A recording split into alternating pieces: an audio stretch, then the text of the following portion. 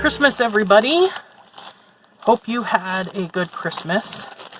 This is Bronwyn with Big Sky Diamond Painting, and I'm here today for my little chunk of this wonderful Christmas extravaganza that we're doing.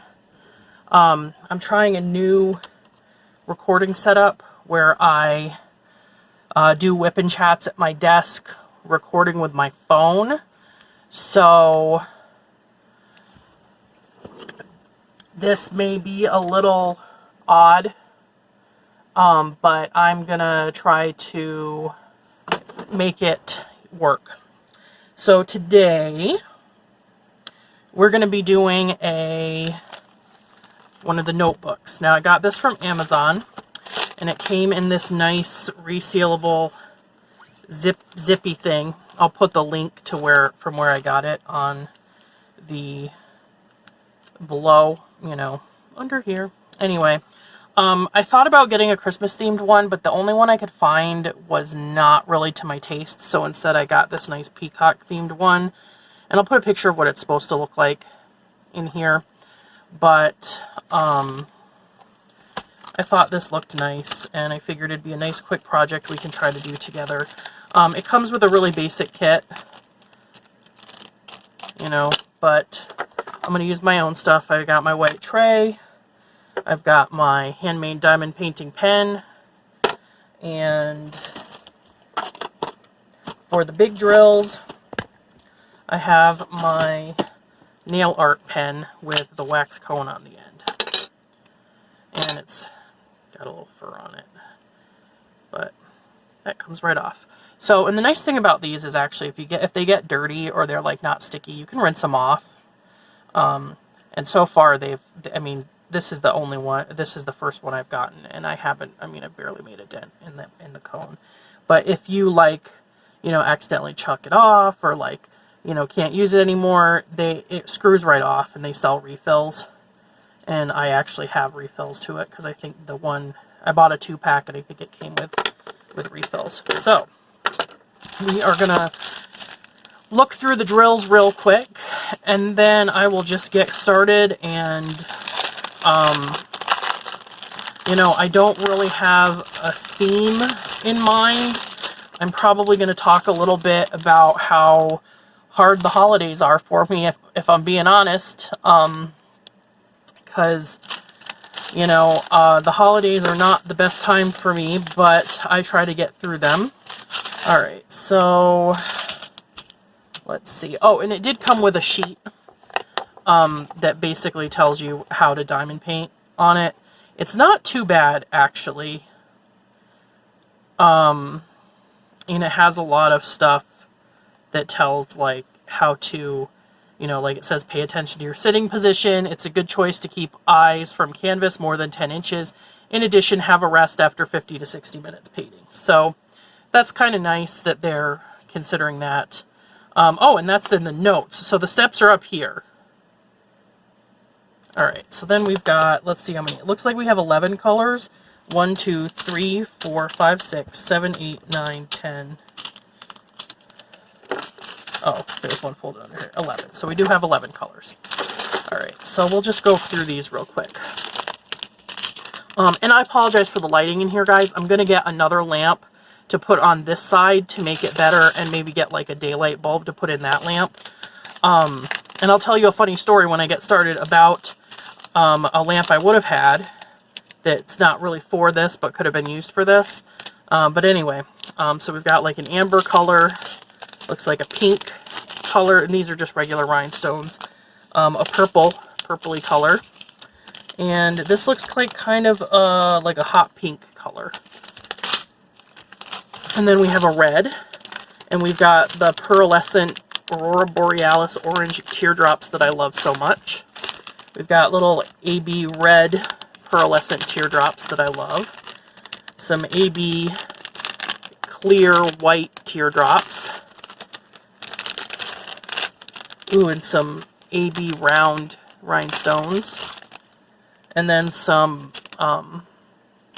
just round cabochons red. and then Marquise, purple Marquise colors. So those are pretty nice, and I think I'm just going to dive right in.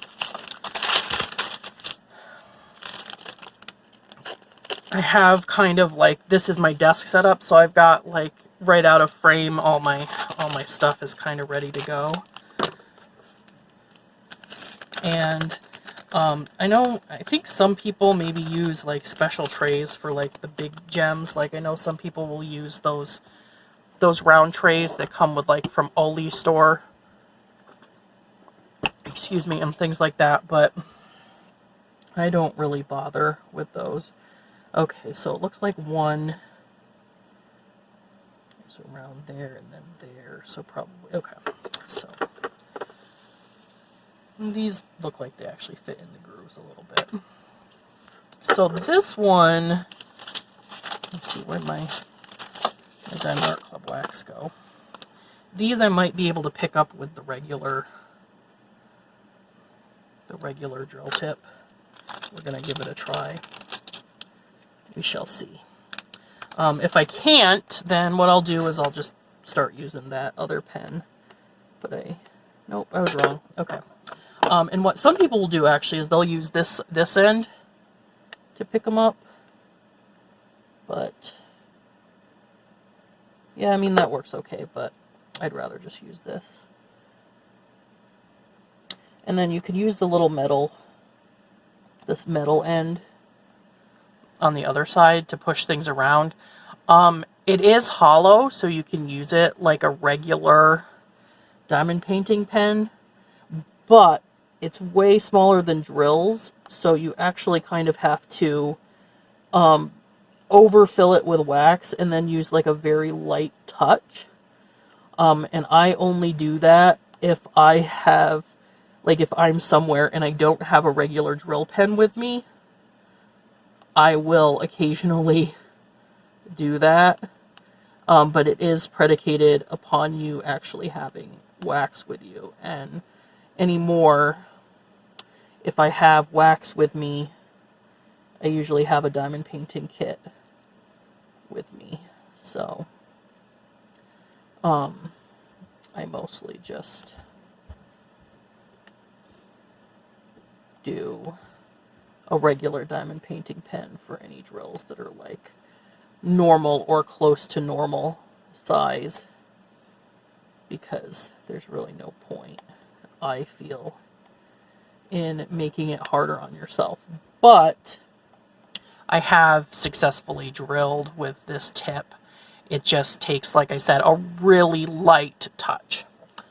And I don't know that I'm actually going to finish this in our time together, because I have a little timer running here, because I think my camera only likes to film in like 30-minute increments.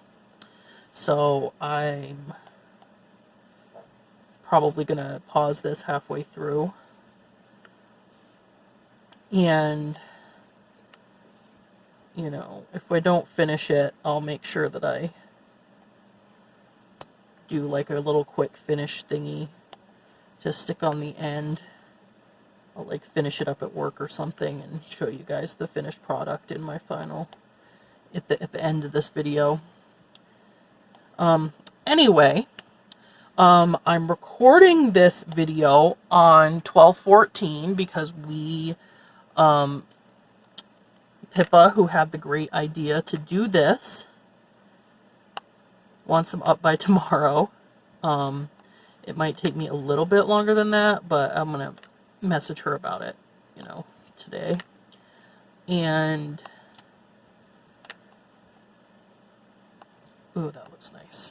Okay, push this one over just a little bit. Anyway,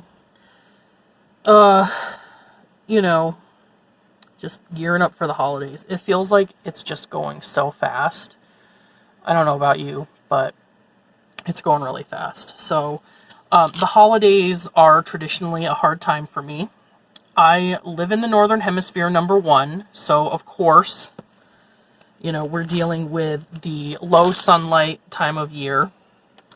I also live in north central Montana, So, you know, not only are we in the Northern Hemisphere, but we're like,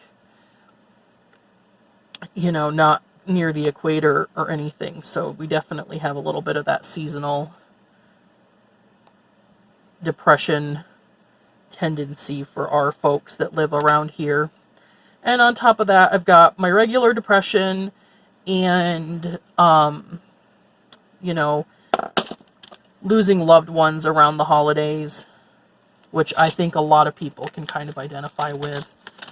But, you know, I'm 35 now, and, you know, I think my 30s has really been about learning how to make new traditions for myself and my partner, and, you know, really make a community where I can find it and not have to always chase, you know, the way that Christmas used to be when I was little or when I was, you know, a teenager. And, you know, when my grandparents were still around and we would go to their house and always, you know, things were always like a certain way, and you kind of, I don't know, I think maybe a lot of older people can probably identify with this, like as certain family members start to disappear and the family kind of splits off a little bit, and, you know, you're no longer meeting at Grandpa Doc's house because Grandpa Doc is gone, and now, you know, all your cousins, they're meeting at their parents' house because they've got kids, and that's Grandma Paula, and they have, like, their whole family thing is their whole family thing, and you're not part of it anymore. And so it just, you know, you're kind of splitting off and you're creating your own thing. And everyone just kind of has to learn to deal with that. And I kind of wish that someone had warned me about that. But no one did. And, you know, my mom passed away in 2003 or 2004. I'm really bad at remembering, guys. I'm trying to think. I think it must have been early 2000, and because I started college 2002, and then 2003 was the start of my sophomore year. So it was early 2004 because it was the beginning of my second semester of sophomore year of college. And she passed away literally the day after my first, I think it was the day my semester started. And, you know, that kind of has affected, or, well, you know, like I said, it was a long time ago now, and that stuff never really, you know, you never forget, and it still kind of hurts, you know, years on, but, you know, it gets a little bit easier as time goes on. And, I mean, I'm being real ghetto with how I package these up, guys. Anyway, you know, she was kind of the glue that held our family together, and it's just never really been the same since then. And I also felt kind of guilty back then because I had been here in Montana to see my partner. We were just dating at the time. Now we're practically married, but that's a whole thing. We're not officially married, and we won't get officially married unless we need to for insurance or something. Because I don't feel the need to. It's just a piece of paper, and I'm secure in our relationship. But, you know, anyhow, no need to go into that. Anyway, you know, but just not having her there, like, it changes things. And I think a lot of people kind of understand that. And it just got, like, you know, it changed even more when my grandfather died in 2007. Yeah, I want to say 2007 he passed away.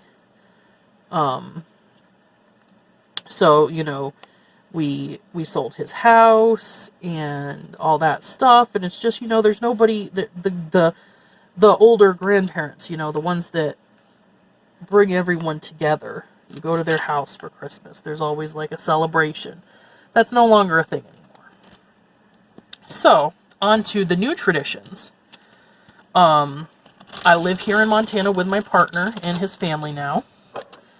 And we usually are pretty low key around the holidays. Uh-oh, am I not going to have quite a... Oh my god, I'm just going to have just enough of these.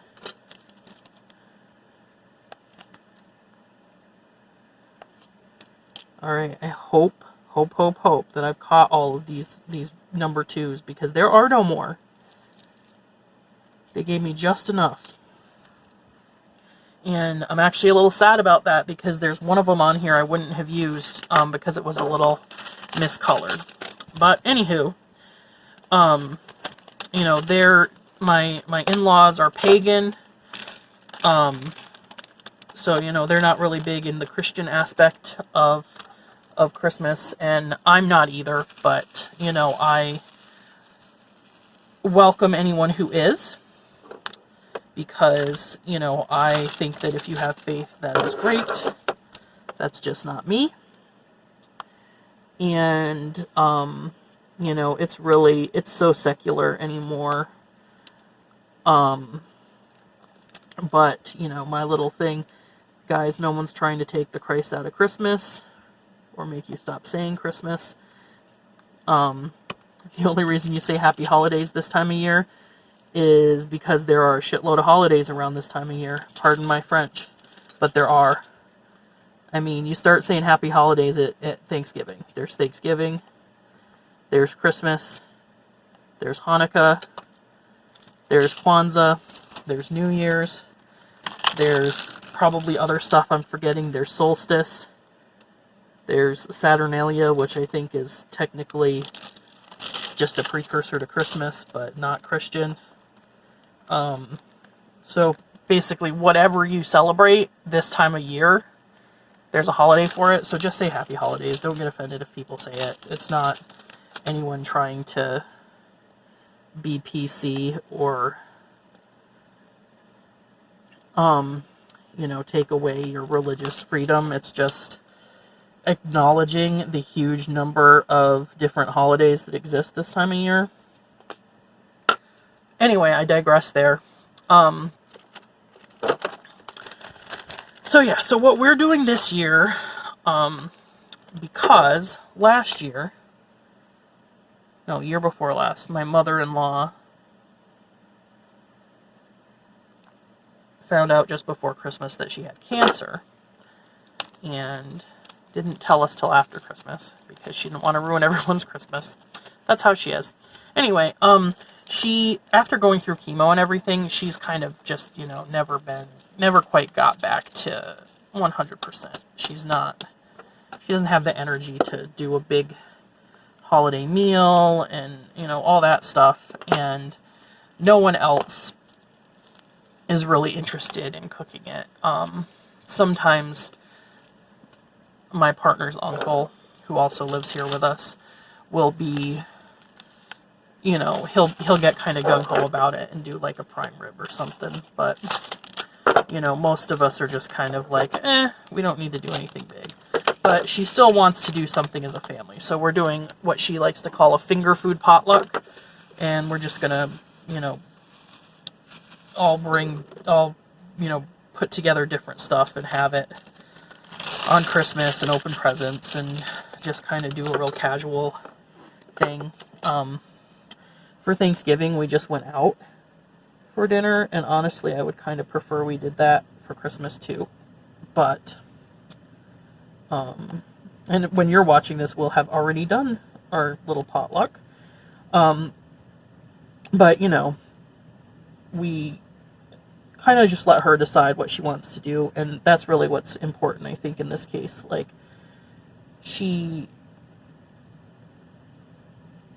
if she's gonna enjoy it, then I want to do it.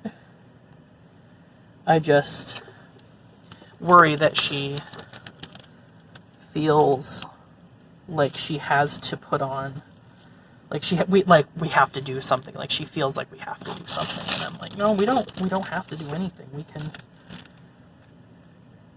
literally just hang out. We don't have to do anything if you don't want to. There's places around. I mean, there's always somewhere that's open on Christmas. We could just go out to dinner if you still want to, like, eat something special. You know, that's one thing I love about the modern world, is that more and more places are still open for the holidays.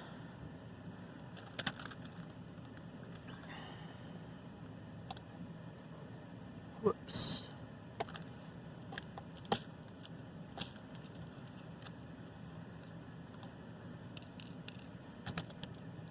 Okay, so that's the right one.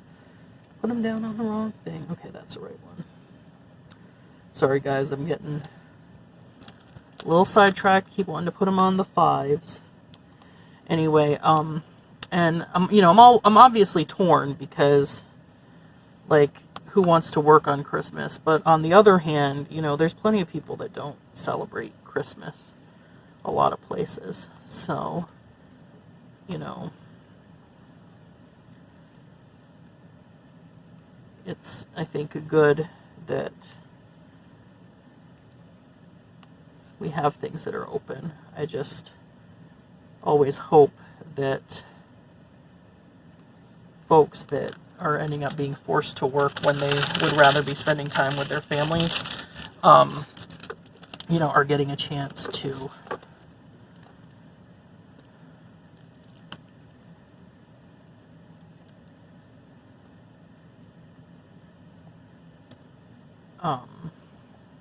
what's the word? Celebrate still. Now, speaking of days off, I do have Christmas off, and hopefully, because I've been saving up the time, and they're trying to get as many people the day off as possible because we typically have barely any calls, I am hoping that I will have Christmas Eve off as well. And at the time of this recording, I will have found out whether or not I have Christmas Eve or not. And probably, well, we'll see if I'll be telling you guys in chat, because I'll probably have to work the next day.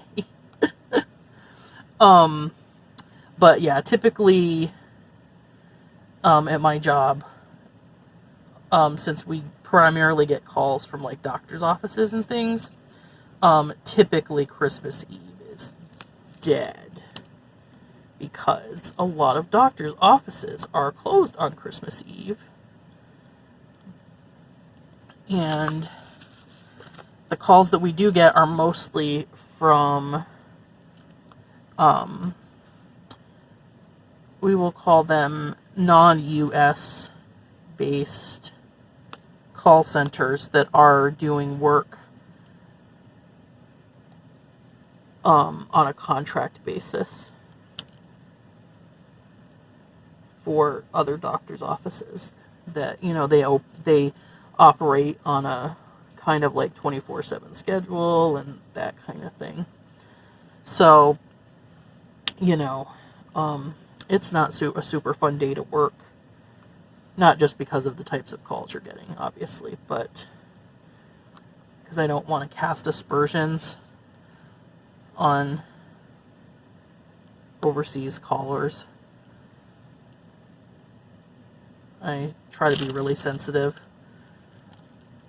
to the fact that 90% of the problems I have are because either they can't understand me because English is their second language, or I can't understand them because phone lines are not great and I have trouble with an accent. So, you know, anyway, yeah, we'll find out if I get that day off, but we're hoping. That would be really, really nice to not have to work on Christmas Eve. day after Christmas, a whole different story. Boxing Day, it's not really a holiday in the US. So I will probably for sure be working, and probably working pretty hard. Which, you know, again, no big deal. Like, the end of the year is really like the least busy time for us. The last couple weeks, the beginning of December, has been a little bit crazy. And that I can just chalk up to, especially this past week, which again, I'm recording this on the 14th of December.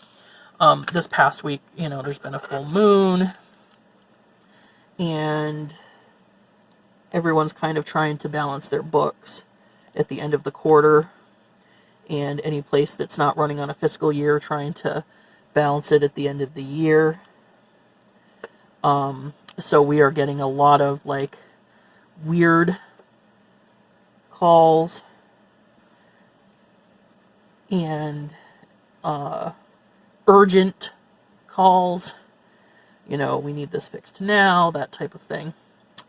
But, you know, I try to stay positive. I have worked way worse call center jobs than this. I have worked tech support for appliances and TVs and stuff like that. And this is incredibly, like, nice compared to that. Because let me tell you, nothing is worse than having to work on Super Bowl Sunday and having people calling in because their TV is broken. And I can sympathize with this. I really, truly can. I can sympathize. They want to watch the Super Bowl. They have a party. They're all set to go. They want to watch the Super Bowl, and their TV's not working all of a sudden. But it's a Sunday. It's Super Bowl Sunday, and they want that tech out now. And they want us to pay for it. And it's like, I'm sorry. I can't arrange that. When I was working at that place, the saddest ones were always like on Thanksgiving or Christmas, when you would get a call and someone's oven was broken. And sometimes it was just that they, you know, they don't use their oven except for like once a year. Like, I definitely had the ones I felt less sympathy for, where it's like, oh, it wasn't working last year, but we just didn't get around to calling. And they wanted someone out now on a holiday. And it's like, sorry, I really am sorry. But, you know, the person that just, of all times for it to break, just when you're, you know, about to serve 15 people,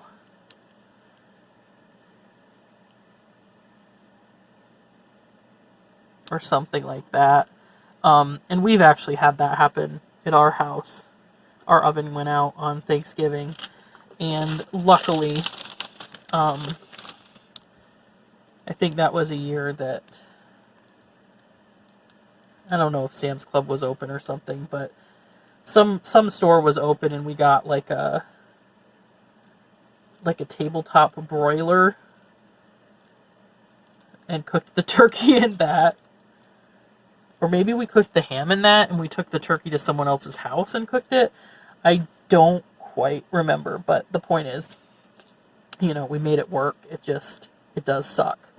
So, you know, I try to always remember that kind of stuff. But anyway, back to my initial point, which is that I have it pretty sweet where I am now. It's not so bad. All right, let's see. I think that's all. Oh, no, I missed one, number 5.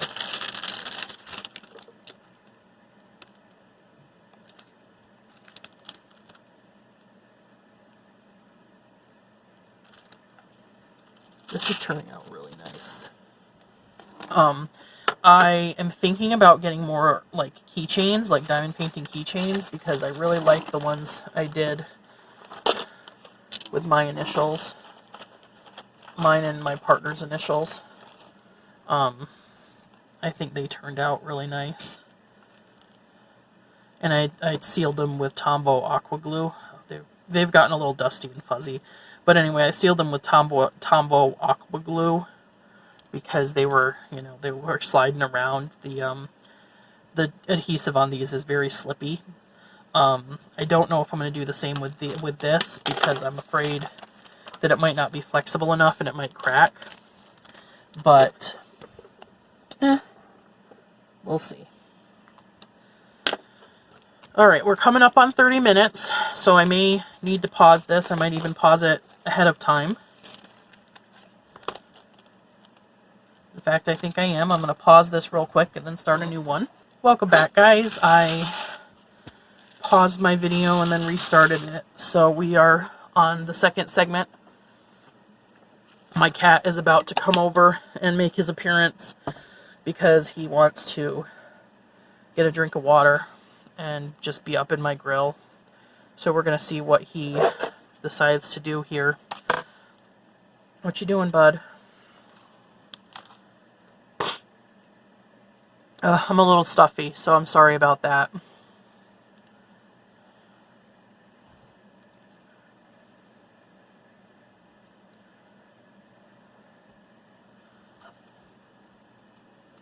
Oh, good. He eventually decided he didn't care. I think sometimes he freaks him out that I'm talking to the camera, and he just doesn't know what to do. So he kind of just is like, yeah, never mind. So that is just fine by me. After my partner gets home from work, which should be probably in the next 20 minutes or so, I may stop this before then.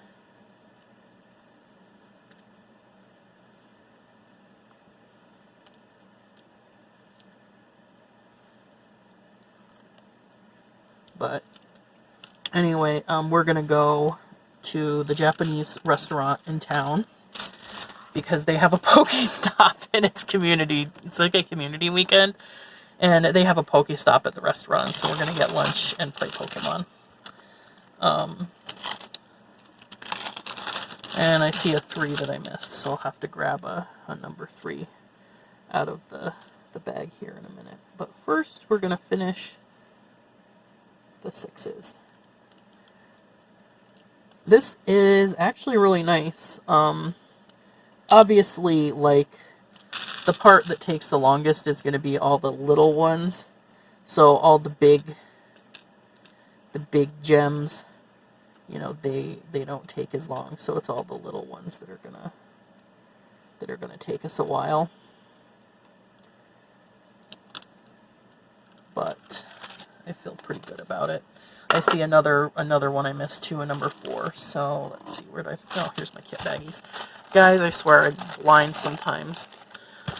I'm working, let's talk about my things. I'm working on an Ever Moment right now at work, which I'm having a great time working on. I've decided I'm going to see if I can manage my Victoria's Moon at work because I just want to get it done. We're going to take it to work and see if I can handle it on my desk. Alright, so we need a 3.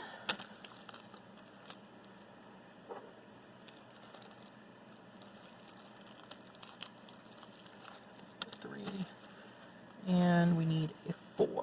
Where's my 4s? Where's my 4s? Let's see. So anyway, how about you guys? For those of you who are older, how have you managed to create new Christmas traditions as you got older and, came away from your childhood Christmas traditions? I know a lot of you probably have kids. And I know that helps a lot. I, by choice, do not have any children and do not plan to have any children. So, obviously, that is not an option for me. Alright, so it looks like we're done with this. But I recognize that children are a great boon in creating new, not just Christmas, but new holiday traditions. And that's especially apparent, you know, in my job where I work. I see people constantly, you know, they talk about their kids and the different things they do for Christmas and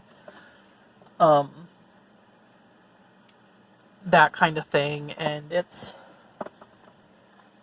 nice. But I will, excuse me, I will content myself with buying things for my niece and possibly my nephew. He doesn't live here anymore, so I don't get to hear as much about him. And then, my niece is my sister's baby, so obviously I care more about her than my nephew, who's my in-law. I shouldn't say that, that is terrible.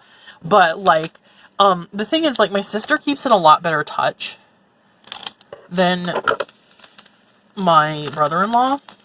And my brother-in-law also, like, if I'm being honest, does not like me very much. I think I've figured out why. And it's really, honestly, just that, kind of, most people in the family, well, this whole family, honestly, except maybe for him, I don't know for sure, I think essentially him too, but everyone's kind of, like, super non-confrontational, which is, not super great, but sometimes, you know, it depends. I understand that, like, sometimes there's a such thing as too confrontational. And I'm sorry, guys. I'm just trying to find a Kleenex. And I'm having trouble finding one. So I'm going to break open this thing of napkins. And then,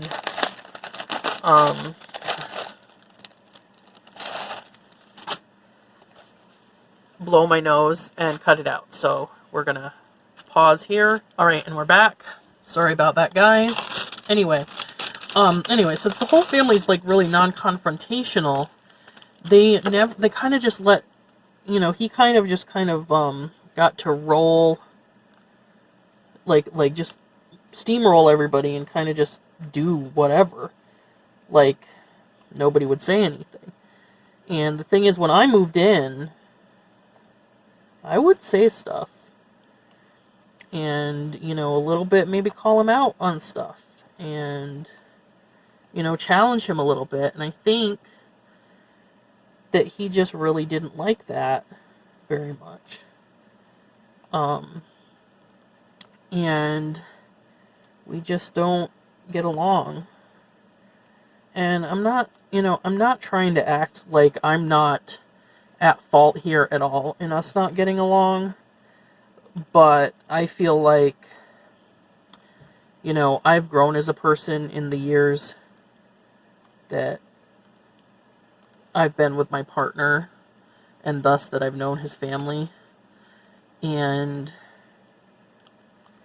you know, any things that, like, really bothered him about me when I was, you know, younger, I think maybe I have gotten better about, but he doesn't recognize that. And I don't know.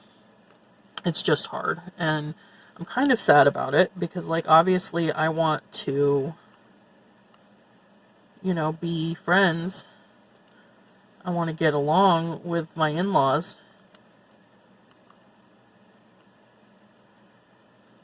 But you're not always going to get along with everybody, and that's the fact of life. And anyway, he lives in Nevada now, and so I never get to see my nephew, and that's kind of sad. But I'm glad that we don't live together anymore because it's hard living with a kid when it's not your kid. I mean, I think it's hard living with a kid, period. Parents, you can attest to that, right? All my parents out there. Just having to live with a kid is rough. But,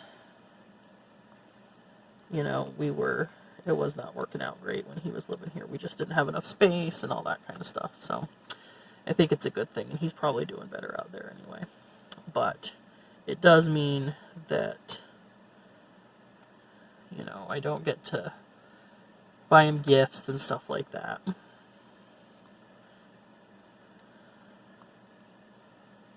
Take him out for ice cream.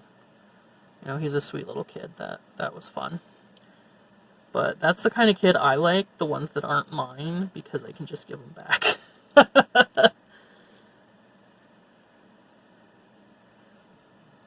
And that's just me. Like, I don't want anyone to think, like, I hate kids or anything, because I don't. I don't love kids or anything either. I kind of just feel neutral about them. I think certain kids can be awesome, but I just can't, be around them a lot, like, 24/7 or anything. And I've recognized that about myself, and made the choice not to have any. And my cat, who you saw earlier, is my child, and he's perfect for that, because he bugs me for food, and he comes and he cuddles with me, and he drinks water. I keep my his water dish over here, because for some reason he really likes to like be around me when he's eating and drinking. I don't know why. Some weird Pavlovian thing or something he developed as a cat growing up, for the way that my aunt had things positioned in her kitchen, probably. But anyway, you know, that's pretty perfect for me. Just an animal, a cat, you know, they're not too much work. You feed them, you water them, you keep their litter box cleaned. He has a catio that he can go outside with. And I take him to the vet regularly to make sure he's healthy. He's a little bit fat,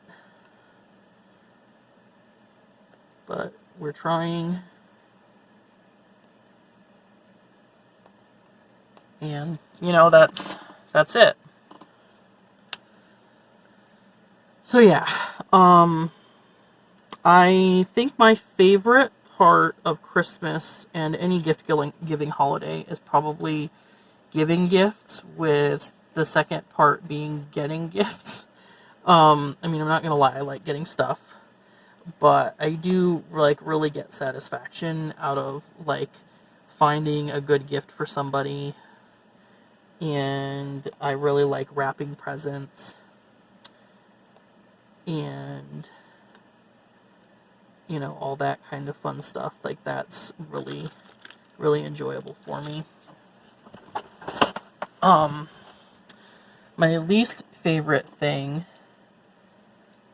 is bugging my partner to get me something, because I think he just gets anxious about it, because he wants to get me, like, the perfect gift. He feels like it has to be, like, exactly this certain right thing, and it's just like, oh my gosh, no, all I want is for you to put in a little effort to pick something for me. And I have a wish list. So we do a thing in our family where we create lists and post them, and that is how we let everyone know what we want for Christmas. This year it didn't happen so perfectly, but that is basically it. That way nobody gets something they don't really want, and, you know, it works out. Now, the thing is, I work really hard on my wish list, and that's partly just because I have family other places, not that they ever buy me anything, but I have family other places, so on the off chance they need, to be able to see what I want, I have that. I keep track of what I want, in case I want to buy something for myself. So I have wish lists galore, but I have my specific birthday, Christmas wish list that I update pretty constantly. If I see something I like, I put it on there, and it stays updated. So I give that to my partner, and he will look at it and say, well, there doesn't seem to be anything good on there. And I'm just kind of like, okay, what do you mean by good? Like, those are the things I want. There's always a really good, like, spread of prices. Like, there will be expensive stuff on there. There'll be cheap stuff on there. There is, like, stuff from, 10 years ago still on there that nobody's gotten me, where I'm kind of like, okay, like, seriously, I know that you look at it and you think, oh, does she know that's still on there? Like, she added it so long ago. If it's on there, it's still on there for a reason. But, it's just kind of that sort of thing where it can be a little frustrating sometimes. But, he's just so picky. And it's just like this year, for once, I just ended up ordering something. And I said, this is what your gift to me is. And, but I'm not doing that again. It was a special case this year because it was kind of something expensive. And I knew he would never come to that conclusion himself. So I just, picked it out and ordered it and said, okay, that's what the Christmas present's going to be. But it's just hard sometimes. So that's another question, actually. If you guys have, like, significant others, or, like, when you're doing gift exchange type things as adults, like, how do you deal with that? If someone has trouble, like, figuring out what to get you, and, like, do you have someone in your life that you kind of have to, like, pester to get on top of it? Like, they procrastinate because they're worried they're going to do bad and get you something bad. And don't get me wrong, like, he has gotten me things that I didn't really want before. Like, no matter how many times I tell him, make sure you use the Christmas birthday wish list that I have up. Like, he one time went on my cooking wish list and got me a yogurt maker that I just had on there, like, it was not something I was planning on getting soon. It was just kind of on there because I was thinking about getting it at some point. And he got me that for my birthday one year, and, like, God bless his heart.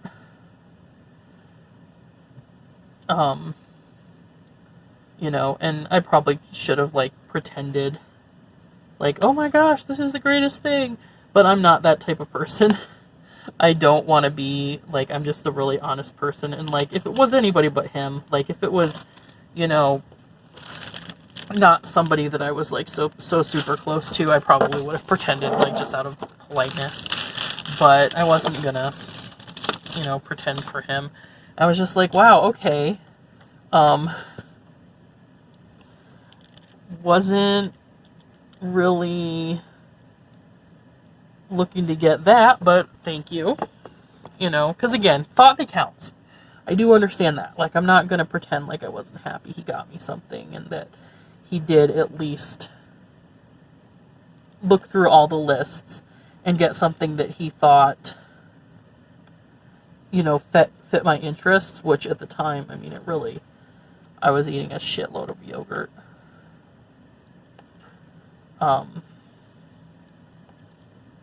But, never been able to get it to work, the yogurt maker.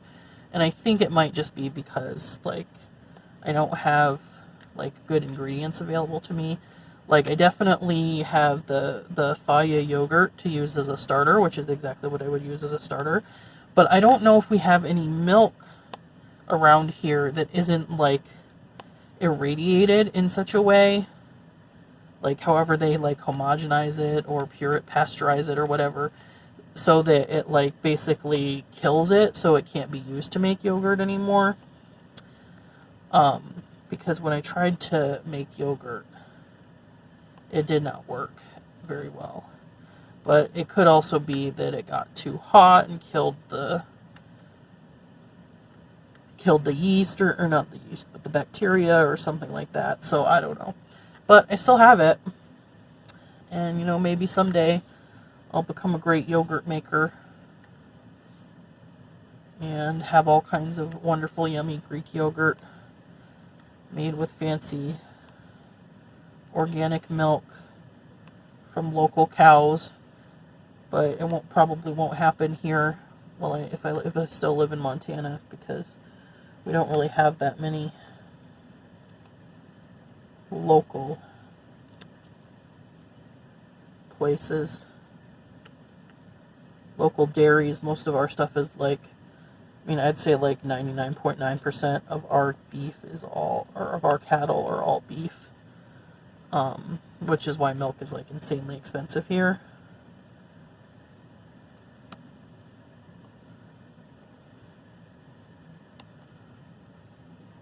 Anyway, the point being, he's like worried he's gonna get me something I don't like and all that kind of stuff, and I'm just like, dude, kind of just like relax and, you know, look at what I've got. Like, I don't worry about that shit when I'm shopping for him. I see something, I'm like, yeah, he's gonna love that.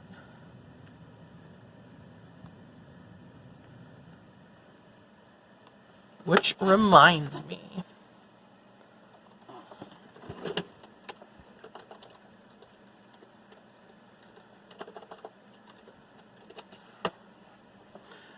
anyway,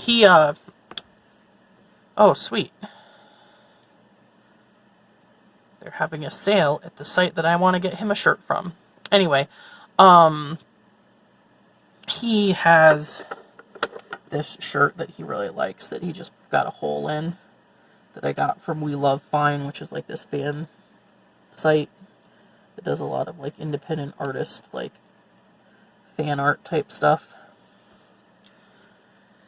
And I'm gonna try to see if I can replace it for him, because he got a new shirt, but it wasn't the same one, because he was too silly. He was too silly to think to look at the screen printed tag on it to see where it came from. Silly boy.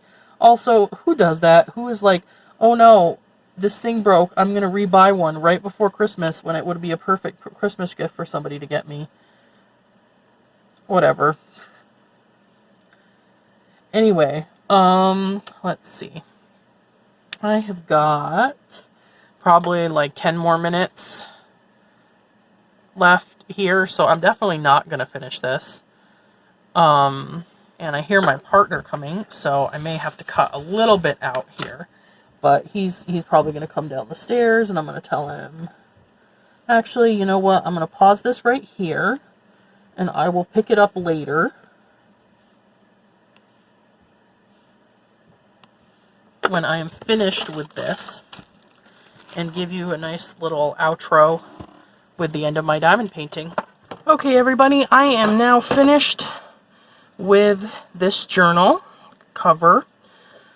I went through it and realized it's one of the unlined ones, so I'm probably going to give it away, if I'm being honest. And the cover's a little bit flimsy for what I like anyway, but I think that it turned out really nice. And I had drills left over for everything except for those little red cabochons that I showed you guys during this. So I'm probably going to seal it with some Tombow aqua glue if I can find it before I have to, you know, gift it. Well, no, hopefully I can find it, because I do want to give this as a Christmas gift to somebody, but I won't give it away until I can seal it. So anyway, that is really all I've got. I'll just do some nice sparkly close-up shots there. It turned out a lot more pink and purple than I was expecting. I don't know, I felt like I remembered there being a little bit more variety in the color, but it's still really nice, so I don't mind it. And I just love how it turned out. So I wish that they sold maybe like these covers in like a sticker form, so that I could stick it on like a nicer notebook that maybe wasn't a soft cover. Maybe like a Lecterm notebook or something like that.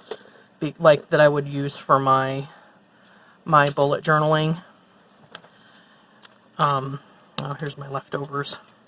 Because I would totally, like, if this was like a sticker, I would totally do that and then, like, you know, stick it right on top of my bullet journal. And I just think that would be a really cool embellishment to do. I probably will at some point go on to Sestiles and get one of those pencil cases that's this style, because I really like those. But, you know, that's a ways out. I don't plan on getting any more diamond paintings for quite a while, because I'm trying to work through my stash. And